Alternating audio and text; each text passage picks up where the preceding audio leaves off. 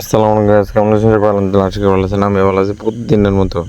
এখন একটা রুলস হয়ে গেছে, সময় বেড়ে যেতে হবে পাম্পে দৌড়ঝাঁপ দিয়ে। এই যে দেখেন, শুধু আমি না, আমার মতো অনেক ভাইয়েরা আছে। এই যে দেখেন, সময়ের অপেক্ষা করতেছে যে কখন তেল দিব। একজন গাড়ি রেখে যায়, যে খবর নিয়ে আসে, আরেকজন বলে ভাই গাড়িটা একটু দেখেন, আমি একটু খবর নিয়ে আসি। ভাই এইভাবেই চলতেছে। এই যে যেই প্রাইভেট কারটা দেখতেছেন, সেও দাঁড়া রয়েছে তেল নেওয়ার জন্য, কিন্তু হয়তো এখানে তেল আমরা পাবো না, সেও নিতে পারবে না। তাই আমিও সামনে আগাইতেছিলাম যে দেখি পাম্পে কী অবস্থা। কিন্তু যতটুকুই আগে ততটুকু গেছে, দেখেন ভাইয়ারাও না বলতেছে যে পাম্পে তেল নেই, আগামীকালকে সকাল ছাড়া তেল দেবে না।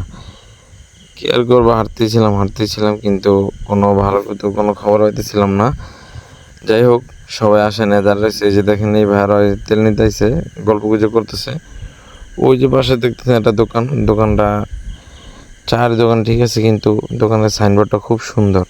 কাশেম টি স্টাইল হলো আমাদের ডগরি বাজারে পাম্পের একটু আগে বাম পাশে দোকানটা অবস্থিত। যে এখানে অনেক রকমের চা পাওয়া যায়, তুলসী পাতার চা, রং চা, দুধ চা, মালটা চা, ঠিক আছে।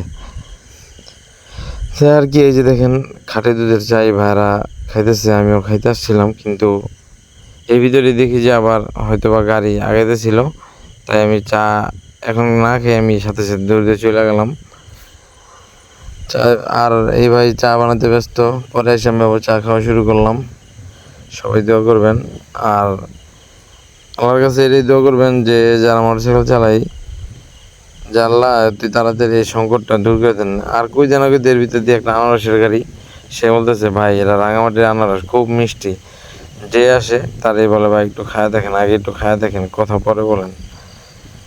ওই যে বলে না যে যদি চাপা থাকে তাহলে মনে করেন যে মাল ব্যস্ত কোনো ঝামেলা না। দোয়া করবেন।